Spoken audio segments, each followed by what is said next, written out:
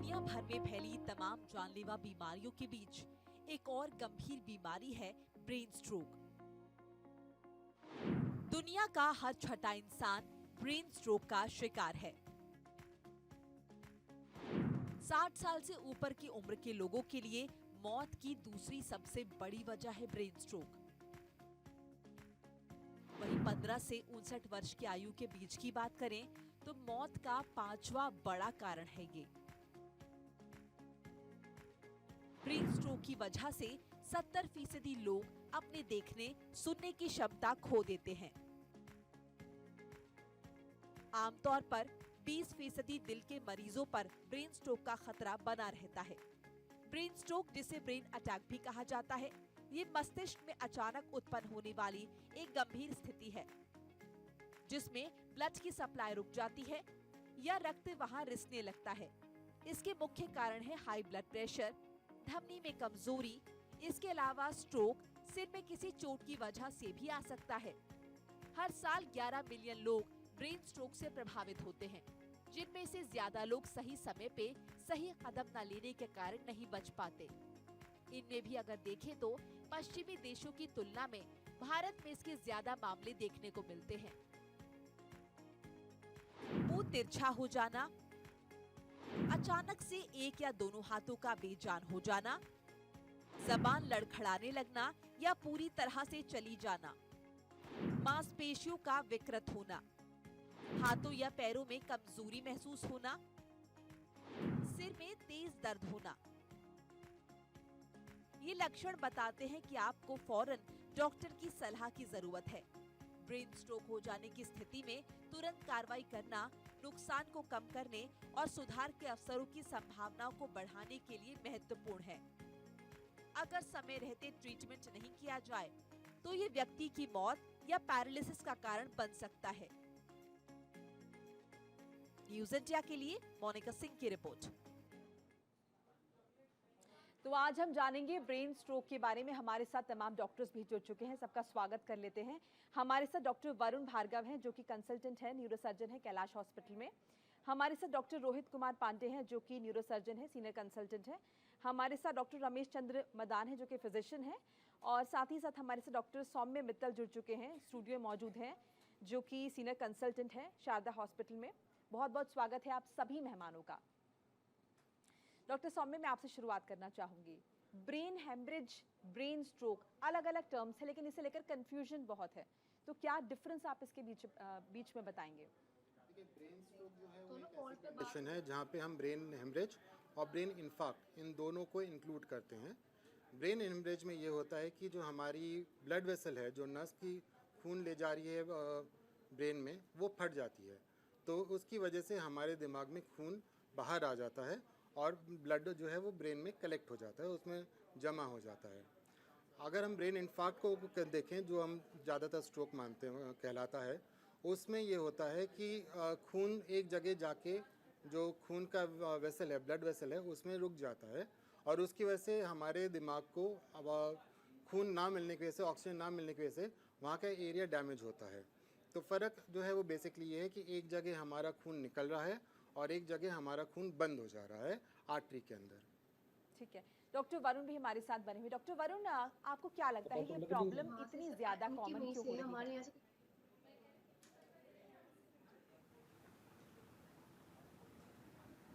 कोई प्रॉब्लम होती है, सब लिखा था, म्यूट था स्पीकर, वो भी मैंने कर आवाज मिल रही है?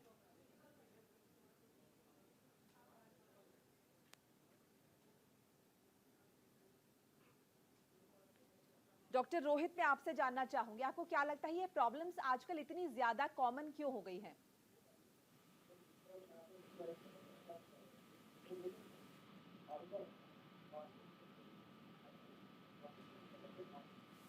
डॉक्टर रोहित, आपकी आवाज हम तक ठीक से नहीं पहुंच रही है।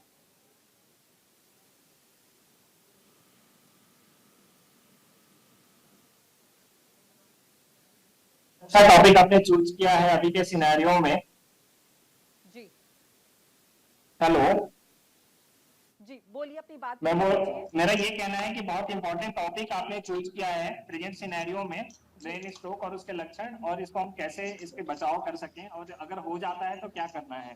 जी देखिए अभी जब से पोस्ट कोविड मेरा ये ऑब्जर्वेशन रहा है कि there is increase in the risk incidence of ischemic stroke as well as hemorrhagic stroke. Mainly ischemic stroke के इंसिडेंसेस काफी बढ़ गए हैं पोस्ट कोविड सिनेरियो में। जैसे कि हमने और भी देखा है कि रिपोर्ट जैसे हार्ट अटैक वगैरह का इंसिडेंस बढ़ा है, वैसे ही ब्रेन में इस्केमिक स्ट्रोक के इंसिडेंस काफी बढ़ गए हैं। इसका एक असर हमें कोविड भी दिख रहा है, और दूसरा एक हमारा जो खान पान में जो बदलाव आया है वो भी एक इम्पोर्टेंट वजह है जिसकी वजह से स्ट्रोक के इंसिडेंसेस बढ़ गए हैं। डॉक्टर रमेश, आपको क्या लगता है साइलेंट ब्रेन स्ट्रोक क्या होता है?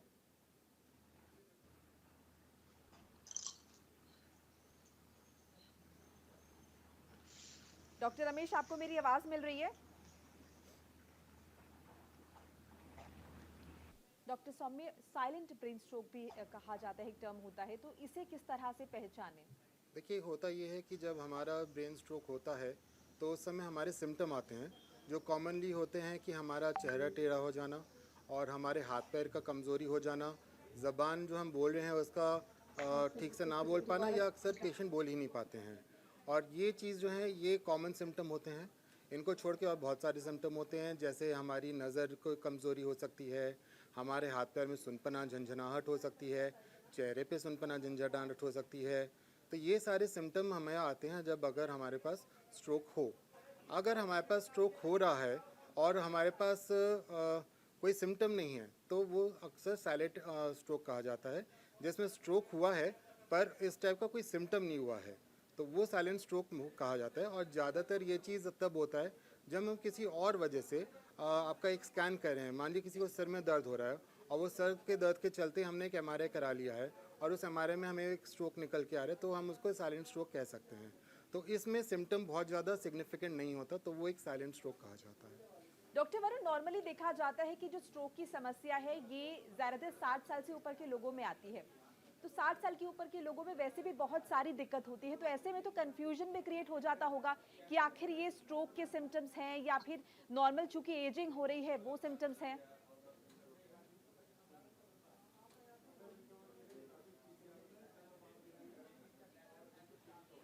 मेरे पास लोग आते हैं कि साहब हमारा सुनना कम हो गया, देखना कम हो गया, हमने आंख वालों से चेकअप कराया, या पाँव के अंदर घुटने से हम चल नहीं पा रहे, हमने घुटने चेक करा लिए, जो आमतौर पे 60 वर्ष से ऊपर की समस्या होती है, लेकिन वो एक्चुअली स्ट्रोक की वजह से हो रही होती है। और जब हम उनको फर्दर इन्वेस्टिगेट करते हैं तो हमें पता लगता है कि उनको स्ट्रोक हुआ था या उस प्रोसेस में है। तो इस कारण से इस उम्र के अंदर जो दूसरी समस्याएं आने वाली है, जिस तरीके से आपके कैटरेक्ट आने लगता है या सुनने की या फिर मेमोरी का लॉस होने लगता है इस उम्र में, तो उस उम्र में हम लोगों को जब तक हम इन्वेस्टिगेट नहीं कर देंगे तो हम उस स्ट्रोक को रूल आउट करना बहुत जरूरी होता है, क्योंकि स्ट्रोक का ट्रीटमेंट जितनी जल्दी हो, कुछ स्ट्रोक होते हैं जिनको हम 4 घंटे के भीतर ही यदि इलाज करें तो हमें 100% सक्सेस भी मिल जाती है। तो इसलिए जो नॉर्मल समस्याएं 60 वर्ष से ऊपर आती है। दूसरी बात ये कि 60 वर्ष से ऊपर कई बार समस्या जैसे मरीज के 2 चीजें एक साथ है, यानी हार्ट के अंदर भी कोरोनरी आर्टरी डिजीज या हार्ट की कोई प्रॉब्लम अगर उसके साथ स्ट्रोक साथ में हो गया तो हम दोनों चीजों को एक साथ हमें टैकल करना पड़ता है। तो इसलिए ये बहुत जरूरी है कि 60 वर्ष से ऊपर के व्यक्ति यानी बुजुर्ग लोग जो हैं उसमें दूसरी समस्याओं के साथ साथ हम बिल्कुल भी हम नजरअंदाज ना करें। ठीक है डॉक्टर रोहित, कौन से ऐसे पॉइंट्स है, ट्रिगर पॉइंट्स है जिनकी वजह से इस तरह की समस्या जो है वो आम हो जाती है या देखने को मिलती है?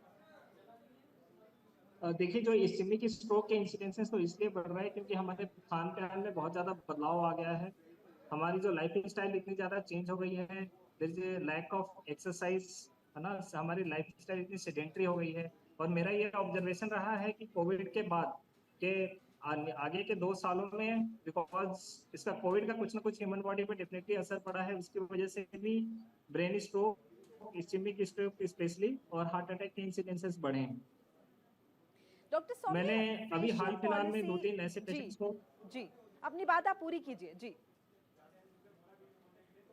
हाँ, मेरा ये कहना था कि अभी हाल फिलहाल में मैंने 2-3 ऐसे पेशेंट्स का ऑपरेशन किया जिसे हम स्ट्रोक इन यंग कहते हैं, जिनकी उम्र जो है 30 साल से कम थी, और जब हमारे पास पहुंचे तो ऑलरेडी स्ट्रोक काफी इवोल्यूट हो चुका था, काफी बड़ा इंफाक्ट हो चुका था ब्रेन में, तो जिसके लिए हमें अर्जेंट सर्जरी करनी पड़ी। बट डेफिनेटली ये है कि lack of exercise, change in our dietary style, these are the important factors which are led to increase in the risk of stroke as well as heart attack. तो यानी कहीं ना कहीं बदलते लाइफस्टाइल की वजह से एक और नई समस्या जो है वो बहुत आम हो चली है, जिसे कह रहे हैं हम ब्रेन स्ट्रोक। एक छोटा सा ब्रेक यहाँ पर हमें लेना होगा और ब्रेक के बाद भी हमारा प्रोग्राम लगातार जारी है। अगर आप फोन करना चाहें तो फोन करके अपनी क्यूरोसिटीज और अपनी समस्याओं के समाधान जान सकते हैं सीधे डॉक्टर से। एक छोटा सा ब्रेक, फौरन हाजिर हो रहे हैं। ब्रेक के बाद आप सभी का स्वागत है। तो हम लगातार चर्चा कर रहे हैं आज ब्रेन स्ट्रोक के विषय में। हम जान रहे हैं इसके लक्षण, कारण और रोकथाम। इस बीच अगर आपके भी कुछ सवाल हैं, कुछ क्यूरोसिटीज हैं, तो आप भी फोन करके हमसे जान सकते हैं। नंबर लगातार टीवी स्क्रीन पर फ्लैश हो रहे हैं। हमारे साथ डॉक्टर्स का पैनल भी लगातार बना हुआ है। डॉक्टर रमेश से मैं जानना चाहूंगी, डॉक्टर रमेश, पैरालिसिस अगर हम बोलें या फेशियल पॉलिसी की हम बात करें तो ये किस तरह से कोरिलेटेड है ब्रेन स्ट्रोक से? मैडम, ब्रेन स्ट्रोक का मतलब है जिसको हम सेरिब्रोवैस्कुलर एक्सीडेंट भी कहते हैं। एक तरह से जब ब्रेन में ब्लड की सप्लाई किसी भी वजह से कम हो जाती है, चाहे उसमें कोई क्लॉट आ जाए, चाहे उसमें कोई एम्बोलिज्म हो जाए, चाहे उसमें कोई थ्रोम्बोसिस हो जाए या नस फट जाए, तो ब्रेन में उस हिस्से की ब्लड सप्लाई नहीं आ पाएगी। जिस हिस्से की ब्लड सप्लाई नहीं आएगी वो हिस्सा काम करना बंद कर देगा। तो उसकी वजह से पावर में कमी आ सकती है, सेंसेशन में कमी आ सकती है, किसी भी अंग का, मुंह का, हाथ का, पैर का या दोनों का या पूरे शरीर का एक हिस्से का, एक हाफ का काम करना बंद कर देता है, तो उसमें पावर की कमी आ सकती है। इसी तरह से सेंसेशन की कमी आ सकती है। एक हिस्सा कोई भी या एक हाफ ऑफ द बॉडी या सिर्फ चेहरा, वो हो सकता है कि उसमें सेंसेशन ना आए, पावर ठीक हो, सेंसेशन ना आए, या दोनों ना हो। इसी तरह से बैलेंस बिगड़ सकता है शरीर का। आप में पावर तो है पर आप कोऑर्डिनेट नहीं कर पा रहे हो। हाथ उठता तो है पर इस हाथ से नाक को छूना है वो आप नहीं कर पा रहे हैं। या सोचने समझने की शक्ति में कमी आ सकती है। आपको कन्वर्जन या फिट आ सकते हैं, आपकी नज़र जा सकती है। तो जिस अंग में प्रॉब्लम होगी, ब्रेन के अलग अलग हिस्से हमारे अलग अलग कार्य करते हैं। जैसे हमारे फ्रंट का हिस्सा सोचने समझने की शक्ति से संबंधित है, मध्य भाग सुनने या बैलेंस बनाने के लिए काम आता है, पीछे का हिस्सा नज़र को, हमारी दृष्टि को अल्टीमेटली एनालिसिस ब्रेन करता है। जो हम आंखों से देखते हैं एनालिसिस ब्रेन में होता है। अगर वो इफेक्टेड हो जाएगा तो हमारा दृष्टि हमारी गड़बड़ा जाएगी। इसी तरह से बैलेंस ऑफ बॉडी, जैसे नीचे का हिस्सा ब्रेन का सेरिबेलम कहते हैं, वो बैलेंस बनाता है। अगर स्ट्रोक उस हिस्से में होगा, उस हिस्से में सप्लाई इफेक्टेड होगी, तो हम सीधे नहीं चल पाएंगे, खड़े ना हो पाए या सीधे ना चल पाए या बैलेंस ना बना पाए। इस तरह से करके अलग अलग कारणों से अलग अलग डिग्री का ब्रेन में डिफेक्ट पैदा हो जाता है। जो ब्लीडिंग की वजह से होता है, जो नस फटने की वजह से होता है, वो नॉर्मली हाई ब्लड प्रेशर की वजह से होता है और आमतौर से सडनली होता है और डिपेंडिंग ऑन कितना ब्लड गया उसका खतरा होता है। अगर ब्लड ज़्यादा मात्रा में चला जाए, मतलब यहाँ तक कहा जाता है अगर 4 सीसी से ज़्यादा ब्लड ब्रेन के अंदर आ जाएगा तो इतना प्रेशर हो जाएगा कि शायद इंसान की अकाल मृत्यु हो जाएगी। क्योंकि ब्रेन अपने आप में एक टाइट कंपार्टमेंट के अंदर बसा हुआ है, जबकि जो क्लॉटिंग की फिनोमेना है, जो खून जमने की फिनोमेना है, वो एक स्लो प्रोसेस है। इसी तरह से एक एम्बोलिज्म होता है, जैसे एट्रियल फिब्रिलेशन की अभी बात हो रही थी। एट्रियल फिब्रिलेशन में क्लॉट हार्ट में से चलता है और वो आकर के किसी खून की नली में बैठ जाता है, रास्ता ब्लॉक कर देता है, उसे हम एम्बोलिज्म कहते हैं। इस एम्बोलिज्म से सडनली प्रॉब्लम होती है।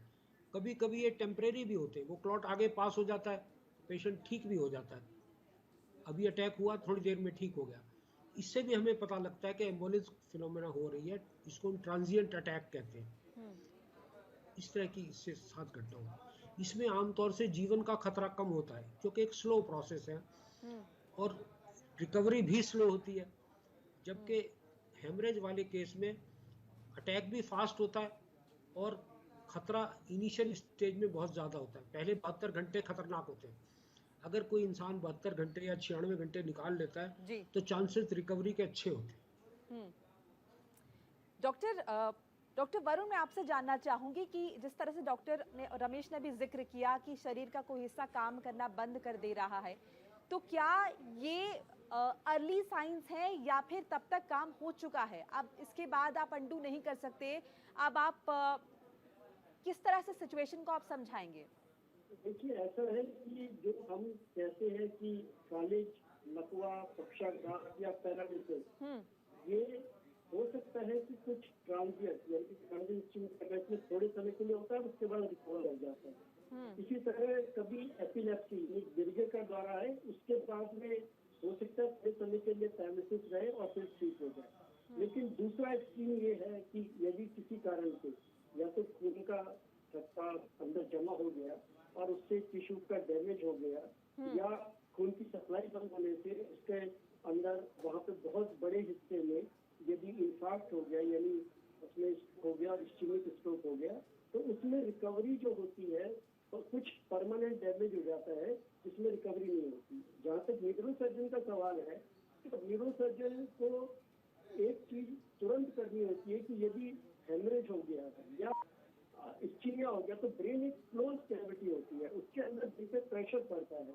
तो हमें तुरंत उस प्रेशर को पहले तो हम दवाइयों से करते हैं, लेकिन कई बार लिमिट ज्यादा क्रॉस कर जाती है तो हमें ऑपरेट करके उसको डिकम्प्रेस करना पड़ता है, क्योंकि डिकम्प्रेस नहीं करेंगे तो जहाँ सांस का हिस्सा या दूसरी जगह है कोनी हो जाती है, जिससे मरीज की मृत्यु भी हो सकती है। दूसरी चीज, यदि ब्लीडिंग बहुत ज्यादा हो गई है तो उस ब्लीडिंग को तुरंत निकालना पड़े। तीसरी चीज होती है बिना हेमरेज के भी स्ट्रोक हो जाता है, और आपके मतलब नॉन हेमरेजिक स्ट्रोक होता है। कई बार बिना ब्लड प्रेशर बढ़े भी स्ट्रोक हो जाता है, ये ध्यान रखना होता है। किसी के हाइपरटेंशन नहीं है तब भी स्ट्रोक हो जाएगा, या तो चोट के कारण हुआ, नहीं तो एन्यूरिज्म या एबीएल ऐसी चीज होती है जिसके अंदर ब्लड प्रेशर नहीं बढ़ता है, खून की नली में गुब्बारा बना होता है ऑलरेडी जो फट जाता है और उसके कारण भी स्ट्रोक हो जाता है, और उसमें भी तुरंत एक्शन या तो हम प्रोफाइलिंग या फिर हम क्लिपिंग से उसे तुरंत बंद करते हैं ताकि मरीज की जान बच सके। तो हमारे को ये एक्शन तुरंत लेना होता है। ठीक है डॉक्टर साहब, में कितने % चांसेस होते हैं, जैसे कि कहते हैं कि इसमें कई दफा मौत भी हो सकती है या फिर दूसरे नुकसानों का भी जिक्र है, तो कितने % चांसेस होते हैं सर्वाइवल के? देखिए, बहुत डिपेंड करता है कि हमारा जो स्ट्रोक है वो कौन से एरिया में है जी, और उस हमारे जो उस एरिया में हमारे पास कौन कौन से सिम्टम्स आ रहे हैं पेशेंट की और क्या प्रॉब्लम्स होती हैं। स्ट्रोक जब होता है तो हमारे पास जो बेसिक सिम्टम्स होते हैं वो तो होते ही हैं, पर एक लेवल के बाद, एक स्टेज के बाद हमारे पास प्रॉब्लम ये भी आती हैं कि हमारी जो बाकी कॉम्प्लिकेशन होती हैं वो बनना चालू होती हैं। हमारे पेशेंट को वॉक नहीं कर पा रहे, चल नहीं पा रहे हैं, तो उसकी वजह से कैथेटर डाला जाता है। इन पेशेंट्स का जो छाती होती है वो बहुत क्लियर नहीं होती है, तो उसमें धीरे धीरे निमोनिया बनना चालू होता है, क्योंकि ये मरीज़ ठीक से खांस नहीं सकते, ठीक से अपना जो बलगम है वो बाहर नहीं निकाल सकते। काफ़ी मरीज़ होते हैं जिनको जो है खाने में दिक्कत होती है, तो स्वॉलो करने में दिक्कत होती है, इनको अक्सर निमोनिया बन जाता है, जिसको एस्पिरेशन निमोनिया बोला जाता है। अक्सर लेटे लेटे पेशेंट्स को बेड सोर बन जाते हैं। तो सिर्फ स्ट्रोक में सिर्फ स्ट्रोक की प्रॉब्लम्स नहीं होती, इनको छोड़ के बहुत सारी अलग अलग प्रॉब्लम्स होती हैं। पेशेंट ठीक से खाना नहीं खा पा रहे, जब खाना नहीं खा पा रहे तो हमें ट्यूब से उनको खाना देना पड़ता है। इसके चलते जो हमारे नॉर्मल खाना होता है जो ट्यूब का खाना होता है इसमें थोड़ा अंतर होता है, तो सोडियम की कमी होना, पोटाशियम की कमी होना, कैल्शियम की कमी होना, ओवरऑल प्रोटीन्स की कमी हो जाना, ये सब चीज़ें कॉमन होती हैं। तो हर ये बीमारी को और कॉम्प्लिकेट करती हैं।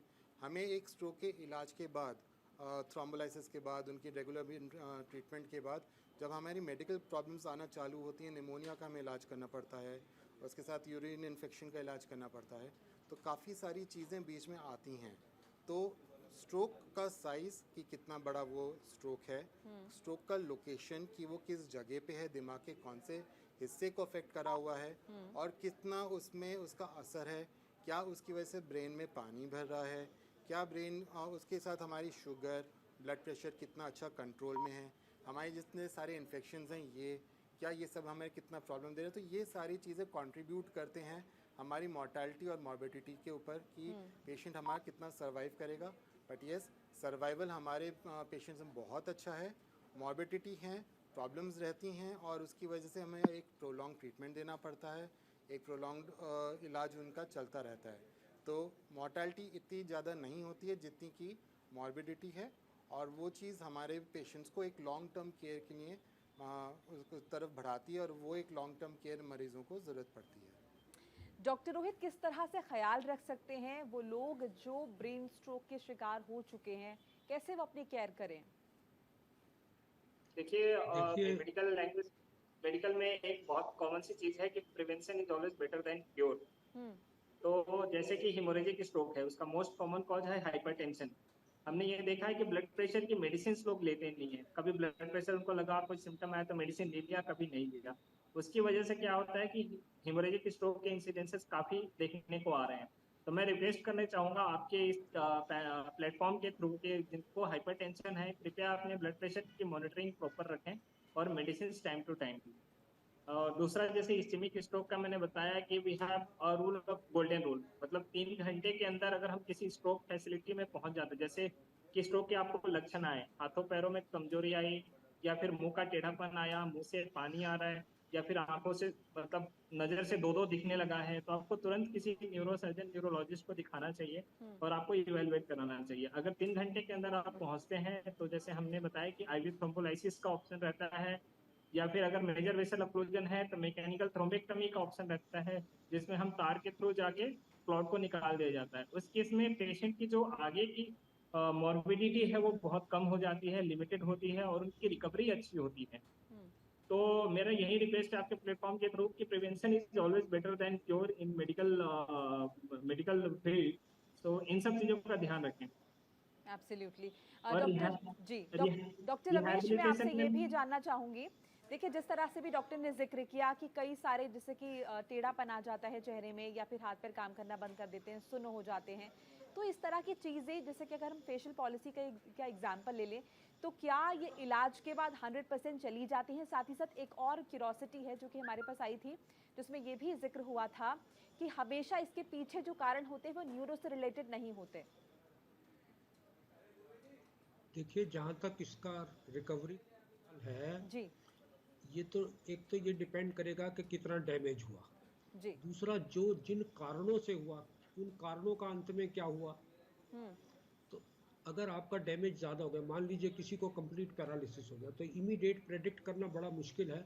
उनमें से कुछ लोग इमीडिएट ठीक हो जाते हैं, जैसे मैंने कहा कि एम्बोलिक फिनोमेना है। एम्बोलिक फिनोमेना का मतलब है कि क्लॉट आया और बहुत सारे केसेस में वो आगे निकल जाता है, कुछ इलाज के द्वारा, कुछ क्लॉट घुलने की दवाइयों के द्वारा वो क्लॉट आगे निकल जाता है, पेशेंट रिकवर होने लग जाता है और कभी कभी तो कंप्लीट रिकवरी हो जाती है।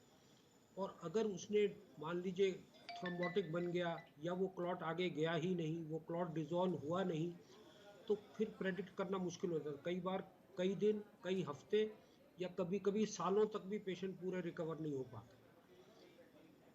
दूसरी लेकिन बात, क्या हेमरेज चांसेस वाला होते हैं 100% रिकवरी के, चाहे जितना भी वक्त लगे? जी 100% रिकवरी या तो ट्रांजिएंट एम्बोलिक फिनोमेना में होगी, या कई बार जिनका हेमरेज कम हुआ, ब्लीडिंग कम हुई, वो ब्लड धीरे धीरे हमारा शरीर उसको वापस एब्जॉर्ब कर लेता है और लगभग 2 से 3 हफ्तों में अच्छी रिकवरी की संभावना है। हेमरेज वाले केसेस में इनिशियल खतरा ज़्यादा होता है, या तो न्यूरोसर्जन ने वो ब्लड निकाल दिया तो जल्दी रिकवर हो जाएगा, या बहुत सारे केसेस में जिसमें ब्लीडिंग की अमाउंट कम है या किसी नॉन सीरियस वाले पार्ट ऑफ ब्रेन के अंदर हो गया है, तो वो 2 से 3 हफ्ते में ब्लड एब्जॉर्ब हो जाता है और पेशेंट की अच्छी रिकवरी हो जाती है। बाकी केसेस में पेशेंट का डैमेज चलता रहता है और कई बार पूरी रिकवरी नहीं हो पाती। और जिस अंग में, जिस पार्ट के अंदर हुआ, मान लीजिए आपका कॉन्शियस लेवल वाले एरिया ऑफ ब्रेन में अफेक्टेड हो गया, तो पर्सन में remain unconscious for long time और फिर वो एक तरह से दूसरे पर डिपेंड हो जाता है, पूरी सेवा जिंदगी भर के लिए डिपेंड हो जाता है। तो ये बात डिपेंड जी जी, जैसा कि आपने जिक्र किया, पूरे जीवन के लिए आप किसी पे डिपेंडेंट हो जाते हैं।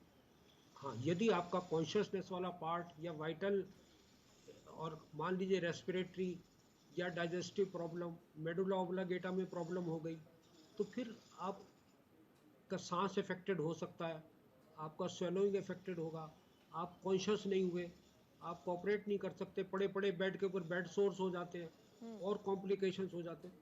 तो फिर उन कॉम्प्लिकेशंस को मैनेज करते करते ही काफ़ी टाइम निकल सकता है, या कभी कभी पूरी ज़िंदगी भी निकल सकती है। कभी कभी हम इसको पेशेंट वेजिटेटिव फेज में चला जाता है। पेशेंट जिंदा तो है पर वो किसी लायक नहीं होता, उसका ब्रेन काम नहीं करता, वो हर चीज के लिए डिपेंड हो आप जाता कोमा स्टेज की बात कर रहे हैं? तो उसमें फिर अगर वैसी स्थिति आ गई तो फिर पेशेंट को बाकी बची हुई जिंदगी बेड पर ही गुजारनी पड़ती है, दूसरों को सेवा करनी। डॉक्टर वरुण, क्या ब्रेन हैमरेज की हम बात कर रहे हैं, सॉरी ब्रेन स्ट्रोक की हम बात कर रहे हैं, तो क्या ये हेरिडिटरी भी हो सकती है इस तरह की प्रॉब्लम, कि अगर आपके परिवार में किसी को रही है तो आपको हो सकती है?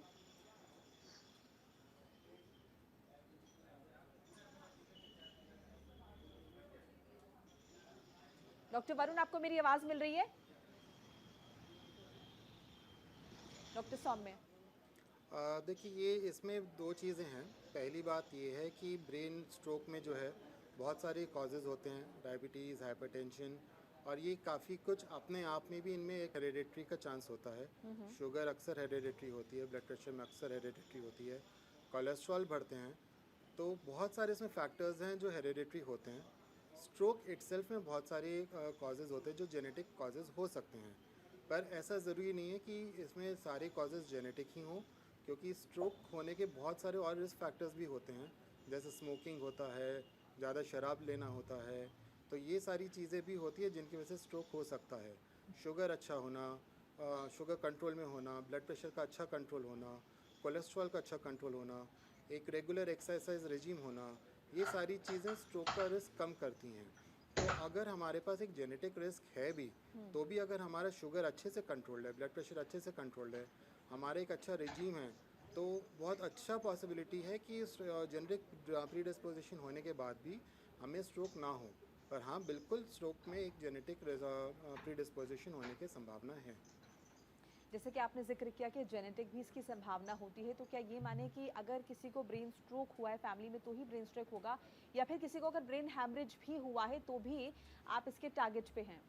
देखिए, ब्रेन हेमरेज और ब्रेन स्ट्रोक के ज़्यादातर कॉज अलग होते हैं। ब्रेन हेमरेज का सबसे कॉमन कॉज है ब्लड प्रेशर जो है वो ज़रूरत से ज़्यादा बढ़ जाना, जिसको हम हाइपरटेंसिव हेमरेज बोलते हैं। राइट। और दूसरी चीज़ होती है जहाँ पे हमारे जो ब्लड वेसल्स हैं वो एक अबनॉर्मल फॉर्म होते हैं, वो उनमें एक अन्यूरिज्म कहा जाता है, ये भी मालफॉर्मेशन कहा जाता है। उसमें वो जो है एक ब्लड वेसल हमारा वीक होता है, वहाँ पे कमज़ोरी होती है, तो कभी वहाँ पे ब्लड जो है वो फटने के चांसेस बढ़ जाते हैं। तो उसकी वजह से इनका एक सिम्टम दोनों, एक इनका कॉज, इनकी वजह दोनों की अलग है। ब्रेन स्ट्रोक और ब्रेन हेमरेज की दोनों की वजह अलग है। तो ये बिल्कुल हो सकता है कि जिसको ब्रेन स्ट्रोक हुआ है उसको फैमिली में आगे जाके ब्रेन हेमरेज हो, एंड वाइस वर्सा कि अगर किसी को ब्रेन हेमरेज हुआ है तो उसके वो आगे जाके कि उसकी फैमिली में किसी को ब्रेन स्ट्रोक हो, ऐसी संभावना बिल्कुल है। डॉक्टर रोहित, क्या तमाम वो लोग जो डायबिटिक रहे हैं या डायबिटिक हैं या फिर हार्ट पेशेंट हैं, क्या वो सभी ब्रेन स्ट्रोक के मरीज हो सकते हैं, या उनमें से कितनों को कितनों के चांसेस हैं इसके शिकार होने के? देखिए, सी जिसको जो डायबिटीज जो बीमारी है ये पूरे शरीर के वेस्कुलेचर को अफेक्ट करती है, चाहे वो ब्रेन के वेसल्स हो, किडनी के वेसल्स हो या हार्ट के वेसल्स हो, जिसको दो टर्म्स में डिवाइड किया गया है, माइक्रो एंजियोपैथी और मैक्रो एंजियोपैथी। मतलब बड़ी ब्लड वेसल्स को भी अफेक्ट करती है और माइनर ब्लड वेसल्स को भी अफेक्ट करती है। अगर आपका डायबिटीज कंट्रोल है तो डेफिनेटली इस्केमिक स्ट्रोक के रिस्क काफी कम हो जाते हैं। ऐसा नहीं बोल सकते कि एकदम 0% हो जाता है, बट डेफिनेटली कम होता है। तो आपका ब्लड शुगर को कंट्रोल में रखना बहुत जरूरी है, स्पेशली अगर फास्टिंग ब्लड शुगर आपका 110 मिलीग्राम पर डेसीलीटर से कम रहे, तो ये एक अच्छी चीज है। लेकिन डेफिनेटली जिन मरीजों में ब्लड शुगर अच्छे से कंट्रोल नहीं है उस केसेस में risk of stroke, ischemic stroke specially बढ़ जाता है। डॉक्टर रमेश, इंडिया में इतने केसेस इसके क्यों सामने आ रहे हैं? बल्कि अगर हम ये कहें कि पश्चिमी देशों के मुकाबले भारत में आंकड़े बहुत बढ़ रहे हैं लगातार, तो कहना पूरी तरह से गलत नहीं होगा। सबसे बड़ी समस्या है लाइफ स्टाइल। जैसा डॉक्टर साहब ने अभी जिक्र किया, एक तो होता है जेनेटिक फैक्टर, दूसरा होता है जो एनवायरमेंटल फैक्टर्स, जिस तरह से पोल्यूशन है हवा के अंदर, जिस तरह खाने पीने में मिलावटें आ रही हैं, जिस तरह से लाइफ के अंदर स्ट्रेस बहुत बढ़ता जा रहा है, ये सारे फैक्टर्स मिला करके हमें इंडियन को ज़्यादा प्रोन कर रहे हैं मेटाबॉलिक डिजीजेस डेवलप होने के लिए। कुछ ये भी कहा जाता है कि हमारे में जेनेटिक अंश भी है, जैसे हमारे यहाँ ट्राइग्लिसराइड लेवल बहुत ज़्यादा होता है ज़्यादातर लोगों का, और एचडीएल जिसको हम गुड कोलेस्ट्रॉल कहते हैं वो ज़्यादातर इंडियंस का कम होता है। ऐसे लोगों में क्लॉटिंग का इंसिडेंस और डायबिटीज़ और हाई ब्लड प्रेशर, ये सारी डिजीज़ेज अल्टीमेटली इनको हम कहते हैं मेटाबॉलिक इलनेसेस या लाइफ स्टाइल डिजीजेज, इनके इंसिडेंसेस बढ़ जाते हैं। और इनके बढ़ने से ये जितने भी सेरेब्रल स्ट्रोक्स हैं, ये इनका इंसिडेंस बढ़ जाता है। जहाँ जहाँ ऊपर से स्मोकिंग, अल्कोहल, स्ट्रेस, ये अपने आप में काफ़ी सारे फैक्टर्स हैं जो हमें इसके लिए प्रोन बना रहे हैं। इसीलिए इंडिया के अंदर इंसिडेंस फिलहाल बढ़ रही है, क्योंकि इंडियंस दे आर नाउ, जैसे Delhi for example, it is one of the most polluted cities of the world, right. और इसी तरह से हमारे और भी कई शहर जो एनसीआर के खास तौर से मोस्ट पॉल्यूटेड सिटीज़ में से है। इस सब का हम सबको इसका खामियाजा भुगतना पड़ रहा है। स्ट्रोक भी हो रहा है, साथ में लंग्स की प्रॉब्लम्स भी बहुत कॉमन हो रही है, और diabetes, blood pressure, high cholesterol, triglyceride तो हमारी जेनेटिक टेंडेंसी है ही है। इस वजह से हमारे इंसिडेंसेस ज़्यादा हो रहे हैं। ऊपर से खाने पीने में मिलावटें, ये सब चीज़ें मिला करके इसको हम आप लाइफ स्टाइल डिजीजेज की कैटेगरी में कर सकते हैं। डॉक्टर वरुण, अगर आप कुछ ऐड ऑन करना चाहें कि किस तरह से हमारे दर्शकों के बीच जागरूकता है इसे लेकर और वो अपना ध्यान रखें, और ये जो मामले लगातार बढ़ रहे हैं ब्रेन स्ट्रोक के, इनमें कुछ कमी आए।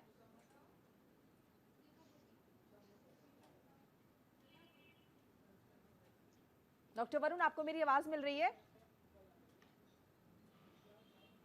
डॉक्टर सौम्य, इसमें सबसे इम्पॉर्टेंट ये चीज़ है कि हमारे जो पॉपुलेशन है, हमारे जो आवाम है, उसको ये पता होना चाहिए कि सिम्टम आ रहे हैं तो उनको सबसे पहले पहुंचना चाहिए हॉस्पिटल, और उसके बाद एक ट्रीटमेंट इनको अर्जेंटली दिया जा सकता है पहले 5 से 6 घंटे में, जहाँ पे रिस्पांस अच्छा आ सकता है। तो ये चीज़ इनके लिए जानना बहुत ज़रूरी है।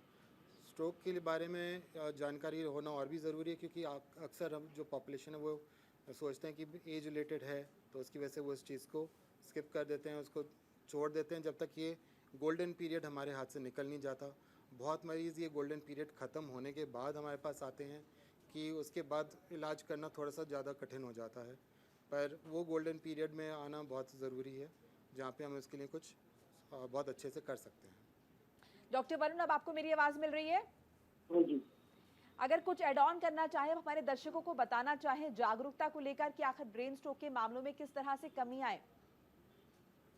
मैं जागरूकता के लिए ये कहना चाहूँगा जी। कि व्यक्ति को तो स्वयं पता होना चाहिए, लेकिन व्यक्ति पंगु हो जाता है जब स्ट्रोक होता है बहुत केसेस में। इसलिए जो उसके साथ में व्यक्ति है, यदि उसको कोई पुरानी बीमारियां हैं तो उसका पता होना चाहिए, किस जगह उसे तुरंत लेके जाना है उसका पता होना चाहिए, डॉक्टर को वहाँ पहुँचते ही क्या क्या हुआ इसे तुरंत बतलाना चाहिए।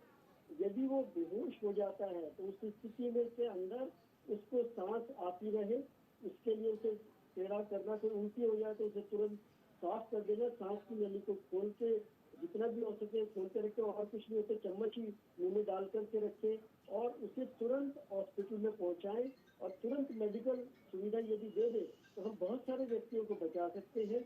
और इसके लिए हम लोगों को जागरूक होना बहुत जरूरी है, लोगों को पता होना जरूरी है, और इस केस के अंदर हम वो देरी ना करें कि इसका कोई घर वाला आएगा या व्यक्ति आएगा। आजकल फैमिली बहुत छोटी छोटी हो गई है, तो जो पड़ोसी है वो भी मदद करे। अगर सड़क पे ऐसा कुछ हो जाता है तो तुरंत उनको पड़ोस के अस्पताल में ले जाए।